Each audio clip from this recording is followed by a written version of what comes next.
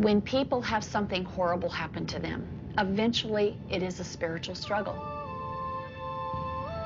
Many people have no qualms whatsoever to come to see me at any time. That's what I'm here for. We as religious people were wondering, how in the world can we cooperate with all of these other entities, and where do we fit? Everyone is a service provider, be it clergy, be it someone working in the field of domestic violence. The value of linking the faith community with the victim assistance community is that all are needed to serve the individual. We both speak the language of compassion. Fragmentation does not work with victimization and healing. Unity works, holistic works, and coming together to help the person come together works.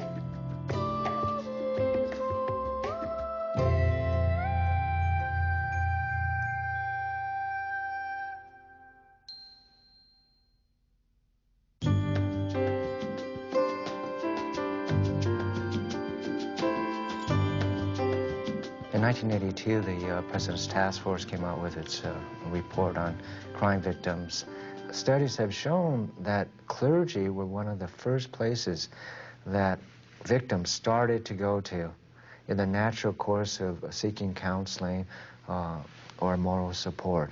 And clergy were almost forced to begin to learn more about crime victim issues.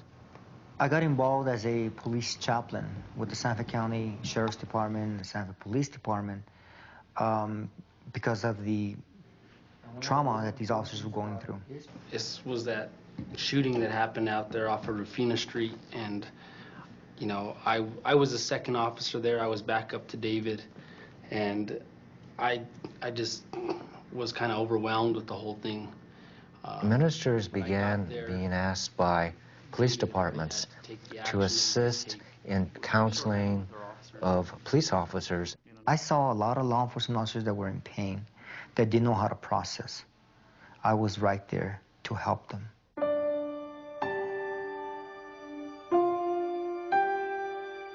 Of course, when events happen in different communities, such as the Oklahoma City bombing, clergy are often pulled into that to assist in the response.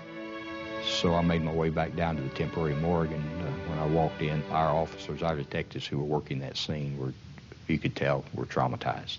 How do you deal with the human spirit that's been crushed by what it's seen, what it's smelled, what it's heard? Crisis and traumatic issues are things that strip us at our very core values because we just never thought it would happen to us. So a specific trained chaplain working alongside of law enforcement and helping our community is the ideal person to be that first responder. The Clergy Response Institute was established in Oklahoma City to help train clergy for any kind of community response that they may face, and also to receive training on criminal victimization and violence. Our chaplaincy has great partnerships within our community with community-based organizations. So who do you have going with you? Well, Frank's giving some direction. He's going to give me further direction here in a little bit. We're going to contact the counselors and psychologists at the school in order to make sure that they have a heads up as to why the boys are absent. What district is this? It's going to be San Juan Unified School District. Okay. We have over 70 chaplains that respond alongside of officers to victims in homicides, suicides, fatal accidents, child deaths. If they're standing in the rain because of a fatal accident, it could be just to hold an umbrella for them. Get them a cup of coffee. Here I have a beautiful crucifix. And people see, oh, this guy's Roman Catholic. I would say to them at the scene, it doesn't matter what I am. What matters is that I'm here. I'm here for you. I'm not here to preach to you about my religion or impose to you on my religion. The fact is that I'm here for you. What can I do for you?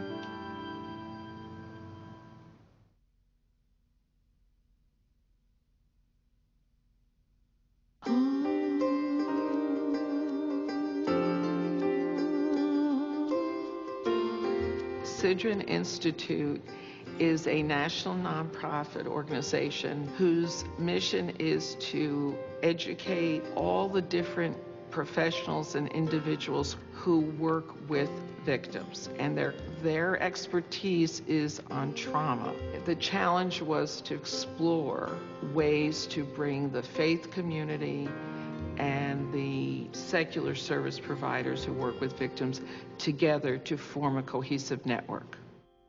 We were hired to develop this project, bringing Elaine's gifts as a service provider and mine as clergy.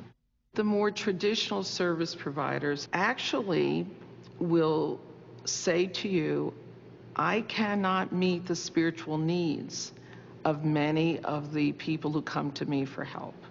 So I know that there's parts of the healing that I cannot address. However, I'm not very comfortable in working with people of the faith community, with clergy, because they don't understand how we provide services and we don't understand them.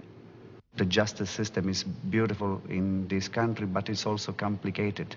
What I see as the greatest challenge is trust between the two professions. Probably the most important way to build relationships is one-on-one contact. Also, joint training sessions where you know that individuals have been exposed to the same sort of material and learning that you have. I have to be honest enough to say to myself, I've taken this person as far as I can go. Now I need to give this person to somebody else. But I need that person that I can trust to refer that person to. Today, I feel like they have invited us in, they pulled us in, and looked at us as a viable option for services to people. You know, we can reach people where they can't, they can reach people where we can't. The church provides something tangible, although you can't put your hands on it. It's tangible, and it manifests itself in how a victim behaves and goes about following the rest of the links of the chain. The person who's the service provider in the clinic only knows what the client presents them with. If I walk around the corner to go get a couple of kids for choir practice, I see them where they play, I see their house, I've chatted with the adult that they live with, so I think there's an opportunity for exchange of information and support. We always talk about collaboration. Collaboration is very important, and it's got to be modeled between the two of us. And I can tell you, that's who, when people see us, they say, wow, the two of you, you know. We have different methods sometimes, different ways of approaching people, but the one thing that we, in our heart and soul, believe in, and the reason we're doing this work, is because the core of it all is to respect the victim, to respect their needs. So we always say, remember the double R's. Right. Respect and relationships.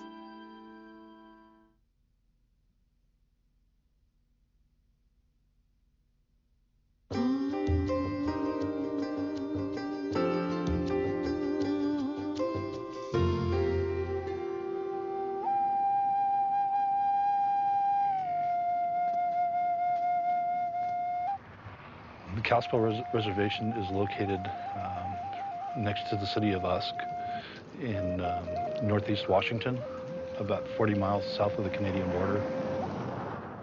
We experience, like any other city or population, a diverse array of crimes.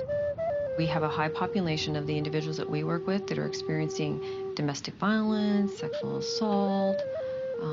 Those are probably our highest. The first dream that was going to meet those needs was the Camas Institute.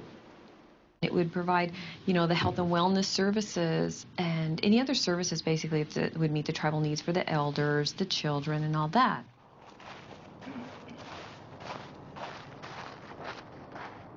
At the Camas Institute, the essence of the person is defined in 4 ways which make up the spirit, which is the emotional, the psychological, the physical, and the spiritual. And this embodies the whole person. We just praise you as we pray for the 4 directions, Father. We just thank you for each and all things, Father, that is of living creation. In your beautiful name, Aho. We call it Madliye Esiad, which means medicine wheel in our language. And so we address recovery issues in that way, whether it's with victims of domestic violence, victims of crime, alcohol and drug abuse. It doesn't matter. We address all the issues. I can recall in my early practice that it was a no-no to talk about spirituality with our clients. And we do need to address it. And it needs to be what the person wants it to be. Victims of crime have been damaged in the way that they look at themselves. And it's very, very hard for them to see anything good in their lives. We want to show them all their strengths and get them to start believing in themselves again. And we do it through our tribal traditions, our sweat house, our winter dances, our morning smudging process with the sweet grass. When we light it and the smoke comes up, all that time we're making our prayers and cleansing, letting it go with the wind, making it go with the smoke as it reaches up. Native American tribes approach spirituality in different ways.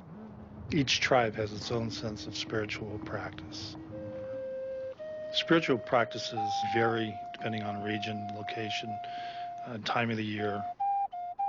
Sometimes if we find somebody faltering, I try to step back and bring them up with me, and so that we all walk together. If there's something I can't handle, I say, well, go see Good Joe Wayner's group, or refer them to Ricky or somebody. We have a talking circle for men and women.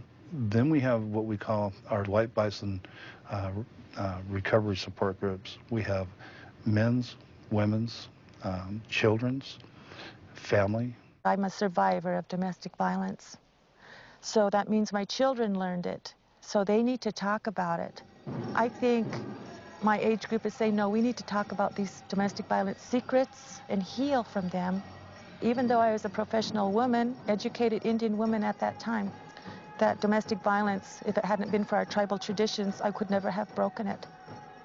10 years from now, I see our tribe a little stronger than we are today, because we are beginning to become aware of the importance of our traditions, the importance of our culture. We also share our gifts with non-Native Americans because it works for anyone who believes. So we're trying to make the community the treatment center. It's like a center without walls.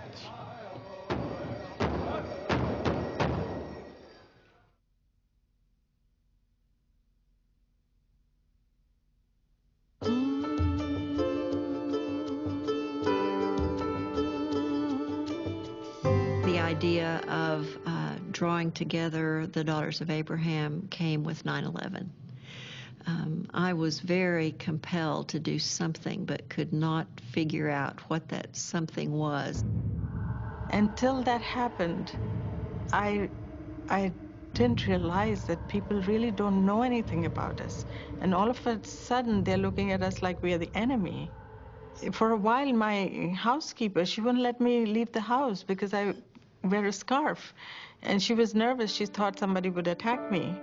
I thought if we could bring together Jewish, Christian, and Muslim women, we could interact and teach each other. The Daughters of Abraham derive the name from the biblical patriarch Abraham. All three of our religions trace our roots to Abraham and look at him as a spiritual father. The Daughters of Abraham meet once a month, and each meeting is rotated from church to synagogue to mosque. When we meet in a mosque, we respect their holy space by covering ourselves with a scarf or a hat. At each meeting, there is a discussion topic, and it's announced the meeting before. Some things flow from our meetings. Some of us have backgrounds in nonviolence. I was a rape crisis counselor for 5 years here in Fort Worth, and I brought that experience with me. Family violence isn't supposed to happen, but it does happen. And it does happen in families where they're supposed to be religious, and it happens behind closed doors. In any faith community, there are women who are known throughout the faith community through their volunteer work, for example, with rape crisis centers and battered women's shelters and child abuse programs and so forth. I'm happy we have this group, and maybe we need to educate more people that we have a support group that we are willing to work with them. People in my area know me, and they trust me. So if I have had people come to me and talk about being abused, women, and I have guided them where to go. Because not being in that work myself, I cannot solve their problem, but I can help. We have to know how to help them. You know, sometimes we can help them by just listening to them and then advising them where to go for help. We developed a public awareness campaign that was funded by OVC, working with the newspaper here and other media outlets. We developed a poster that we distributed that listed the victim assistance organizations throughout Tarrant County as a place where women of any faith could go and get help. The value of linking the faith community with the victim assistance community, with the psychiatric community, with the medical community, is that all are needed to serve the individual.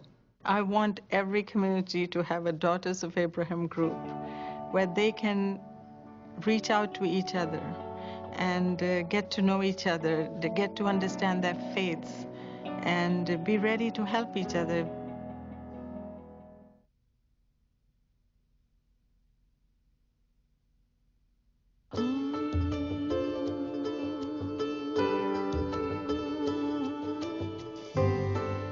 Brittany, I just need to do a neurologic exam. I have been part of the faculty at the Medical University of South Carolina for now 12 years. But it's real easy. You'll do fine.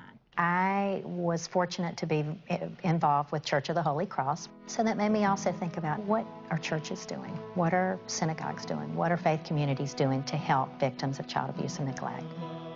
So at our child abuse conference, we had a speaker there, and she told me about a program that she had heard of in another community where they had really paired up caseworkers with congregations.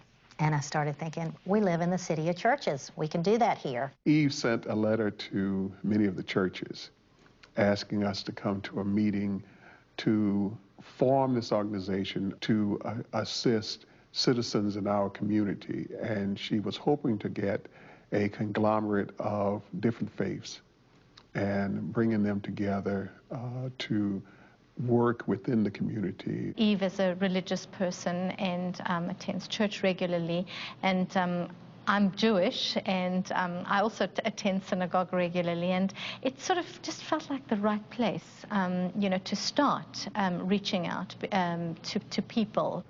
As a caseworker in the 70s, we were always taught separation of church and state, and now with HALOS especially, we're bringing the faith community right into our casework, which is very different. It's very different, but absolutely effective. When I was a caseworker with the Department of Social Services about 30 years ago, we had lists of providers in the community to call when we needed help for a client. I can remember calling up to 10 resources before I could get one to say, yes, I'll try to meet that need. So HALOS has reduced the number of calls to one call. Our caseworker today can make a call to their partner with HALOS and make a request and receive what they need for their family. Whether it's back to school, a back-to-school drive for supplies, book bags, uniforms, the angel tree at Christmas time, enrichment programs where there's a child who has a special gift that may need maybe piano lessons, or they want to learn to dance. You know, I might run an article in our newsletter at Grace Church asking someone to help assist a child to go to summer camp. It helps a child's self-esteem, and it also helps the family because the family then can concentrate on something else other than say, well, my child now has essentials for school.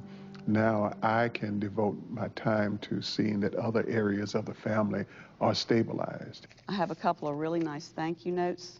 He goes, "Dear Halos, I thank you for sending me to camp. I like it very much. I have a lot of fun."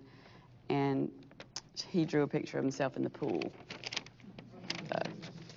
I think that one of the real pleasures about watching Halos grow, and it started out really sort of as my baby, but it's an absolutely collectively owned baby now. Charleston County DSS is the envy of some of my peers in the state because they often ask, how do you get done what you get done? And some have expressed interest in having an organization such as Halos in their communities. It's really a tremendous benefit, not only to the caseworkers, but to the families we serve. Thank you all. See you next month.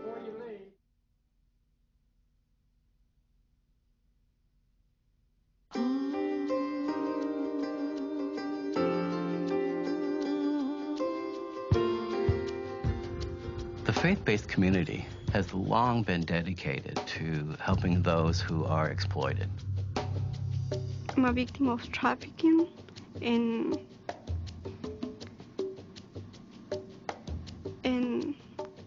I wish this thing didn't happen to me.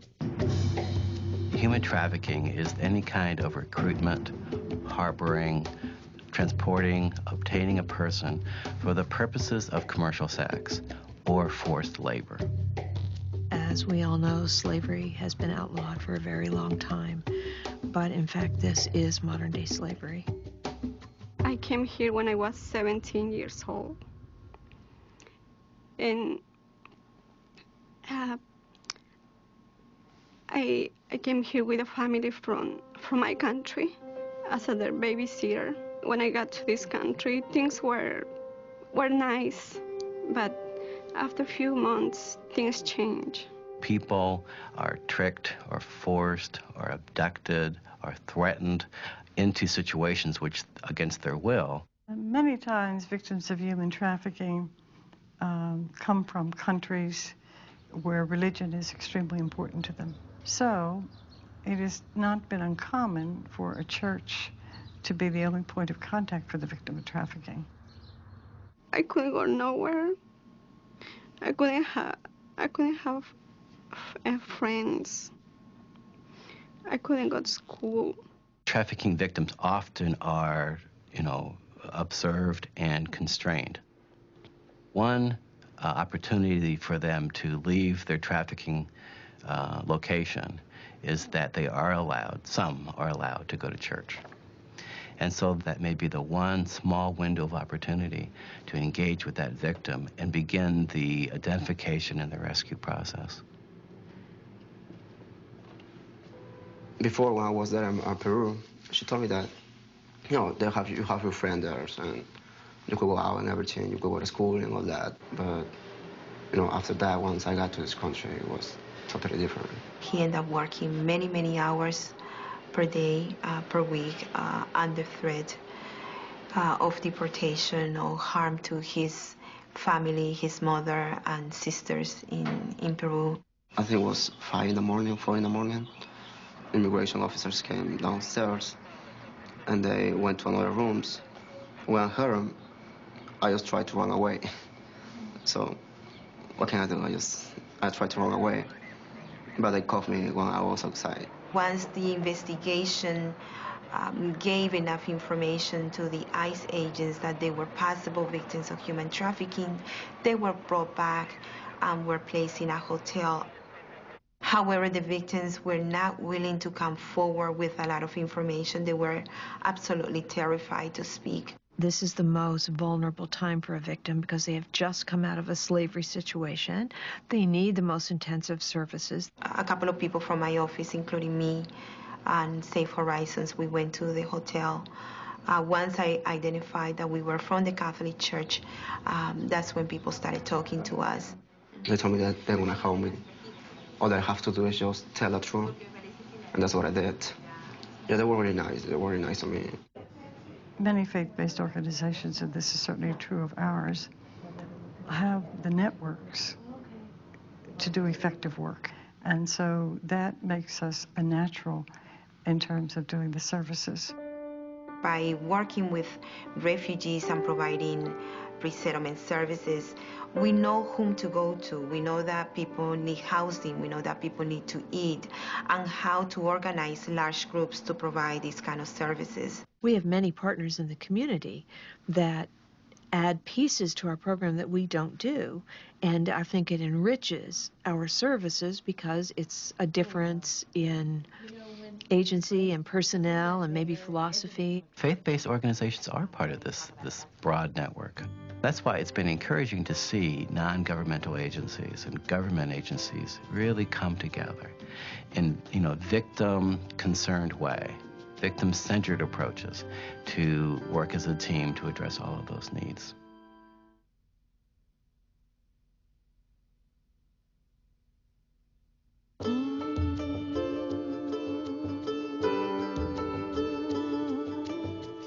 A lot of crime victims don't get anybody to talk with them, to help them when they get in trouble. I mean, if the police come, writes it up, and most of the time, that's just it. Good Samaritans program is a crime victim assistance program that brings community volunteers into service of crime victims, particularly senior citizens, women living alone, disabled people, people who have no resources to recover after a crime, especially with property crimes, because property crimes are the ones that are solved the least, and they are the most frequent crimes that are committed. We think then that our Good Samaritans project could alert community volunteers to this problem that night, and if necessary, come fix the door or the window that night, or come stay there till dawn,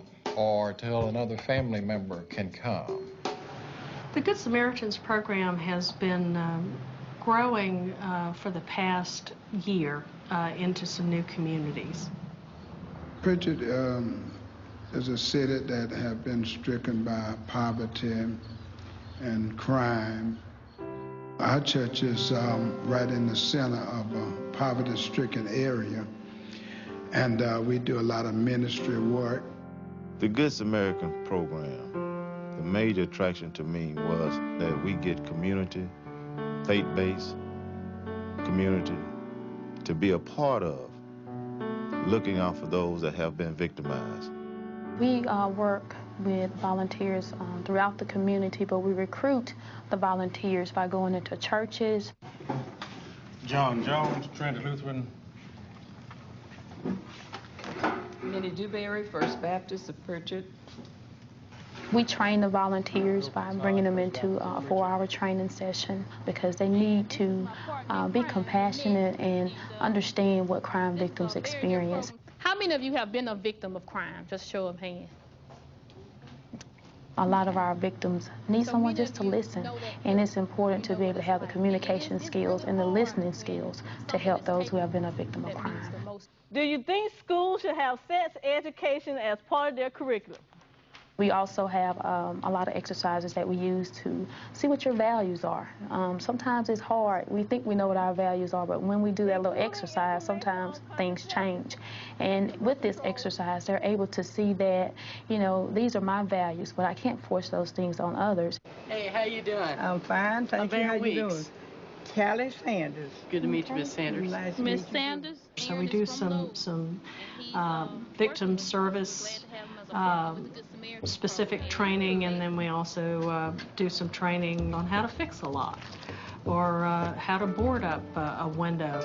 We train Good Samaritan volunteers and everything to do deadbolts, install doors, windows, fences, and things of that nature. Whatever the job needs, that's what we train them for. It takes all of us working together to utilize our resources to make sure that the victim is taken care of. If we leave the piece of the community up to cops and prosecutors, we're going to lose. There's too much work to be done. And we have to have, among other things, faith-based institutions leading the way.